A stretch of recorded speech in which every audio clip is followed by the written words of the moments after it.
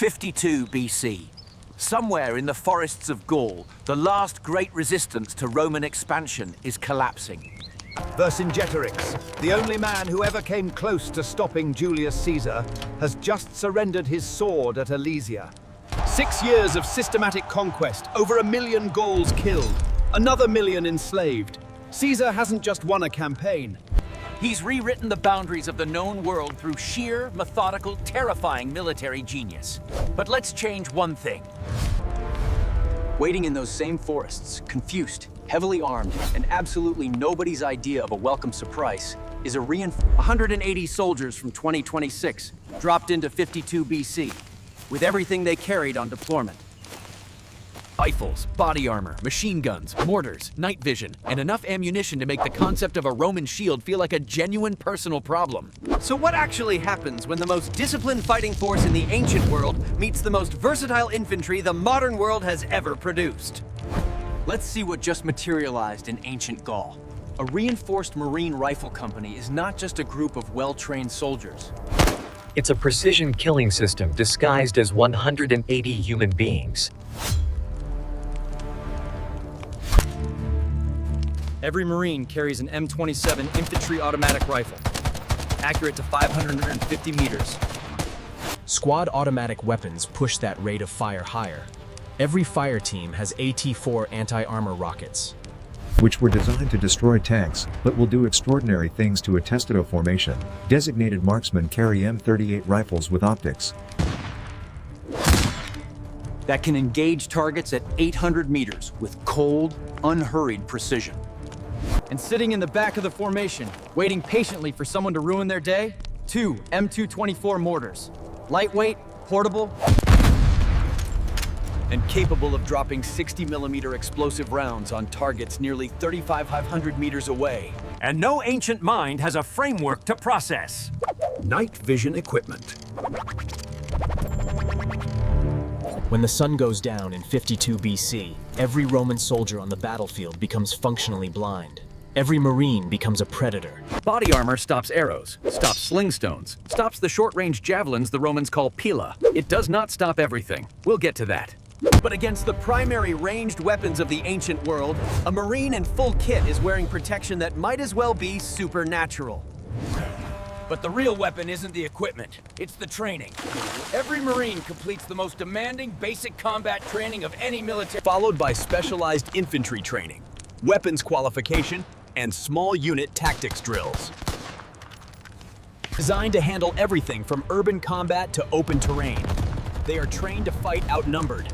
They are trained to fight at night. They are trained to maintain fire discipline under conditions designed to induce panic against an ancient army, no matter how brilliant its commander.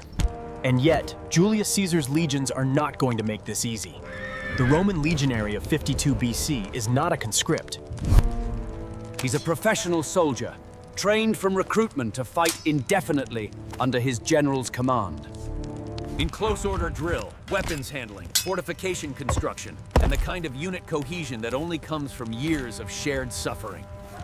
Caesar's veterans at this point have fought through 6 years of the Gallic Wars. Some of the most brutal, relentless, varied combat They have stormed fortified hilltops, held defensive lines against cavalry charges, crossed rivers under fire. They have been specifically designed through centuries of Roman military evolution, not to break. Their equipment is deceptively sophisticated. The scutum, the large rectangular shield, is not just protection. In formation, it becomes a wall. The gladius, the short stabbing sword, is optimized for exactly the kind of close quarters. The pilum, a heavy javelin thrown at close range just before contact, is designed specifically to embed in enemy shields and make them impossible to use, stripping the opponent of protection at the worst possible moment. Caesar doesn't just throw soldiers at problems. He reads terrain, exploits timing, uses psychology as a weapon, and adapts faster than any commander of his era. At Alesia, he simultaneously besieged a fort. He is not going to watch his legions die without adjusting. He's going to figure out the problem and come at it differently. The Marines have 180. The numbers are not in anyone's favor here, and Caesar knows exactly how to use numbers. It begins before Caesar knows there's a threat. The Marine Company establishes a defensive perimeter on high ground at the edge of a forest clearing. Using terrain the way they've been trained. Fields of fire cleared. Overlapping coverage. No blind spots. The company commander sends 2 4-man scout teams forward. Within an hour, they've located the leading edge of a Roman column. Approximately 5,000 legionaries moving in marching formation. Shields slung, pilla stacked on their backs. Relaxed, confident, completely unaware. The legionaries don't hear it coming. Mortars make almost no sound on launch. The explosion is unlike anything in the ancient world. Not a fire, not a catapult stone, not anything that has a name in Latin. Dirt, metal fragments, and the men nearest the impact point simply cease to be a problem. The column stops. Officers The second round lands 30 meters from the first, then the third. The mortar team is walking rounds down the column with textbook precision. Roman discipline is extraordinary, but it's been built to handle threats the Romans understand. A threat with no visible source, no sound of approach, no logic that fits any tactical framework they've ever trained for. Produces something the legions almost never experience. Genuine confusion at the command level. Officers who can hold a line against 50,000 screaming Gauls are now looking at each other because nobody has a protocol for this. Caesar, receiving reports from the rear, does what Caesar always does. He stops, assesses, and adapts. He orders the column to disperse. Disperse! Spread out. Reduce the density that's making them such an effective target.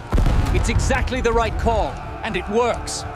He then sends cavalry scouts wide on both flanks to locate the source of the attack. The Marines see the cavalry coming from 600 meters. Designated marksmen engage. At 600 meters, an M38 with... Caesar now knows where they are. Haster. ITR. He has 5,000 soldiers. He orders 3 cohorts, approximately 1,500 men, to advance on the ridge in open formation. Spread wide, using every fold in the terrain for cover. He personally rides to observe. He's done this against opponents who outnumbered him 10 to 1. He's calculating the angles. The Marine Company opens up at 400 meters.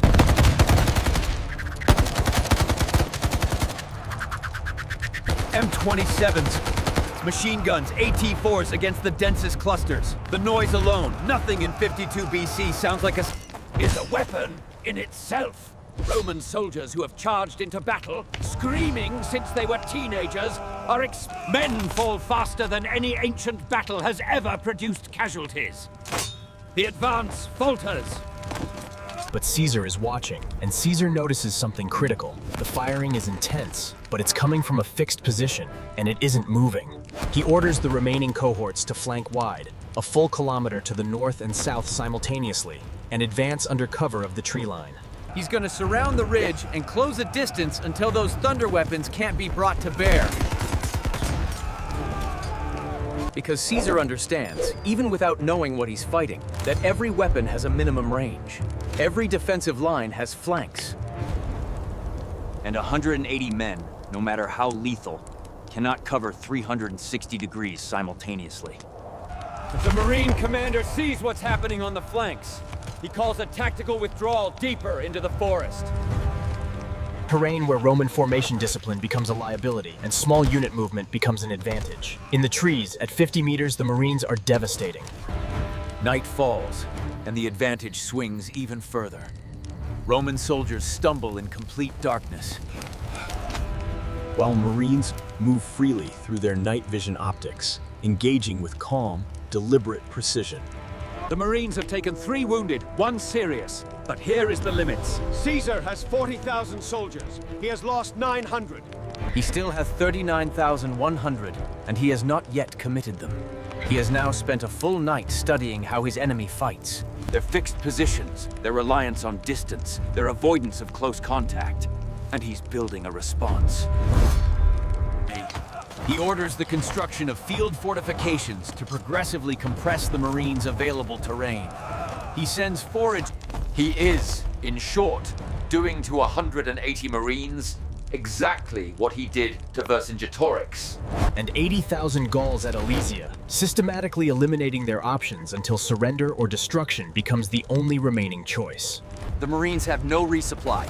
Every magazine expended is gone permanently. They carried approximately 210 rounds per rifle. Enough for sustained combat, but not unlimited sustained combat against 40,000 soldiers, pressing methodically from all sides. The mortars have 80 rounds total. The AT-4s are already expended, in a war of attrition against Caesar's numbers and Caesar's patience. The timeline is not infinite. There's also no extraction, no air support, no QRF, no radio contact with any unit that exists yet. The Marines are the most lethal 180-person force in human history. But they are alone in 52 BC, with a genius who has defeated longer odds than this, with less. What the Marines can do, and devastatingly, is make the cost of victory so catastrophic. How many legionaries is a victory worth when the enemy has already killed 900 of your best soldiers and hasn't taken a single fatal casualty in return? In purely military terms, Caesar wins eventually. Numbers, terrain compression, and attrition make that outcome inevitable if he's willing to pay the price. But the 180 Marines make him pay a price Rome will remember for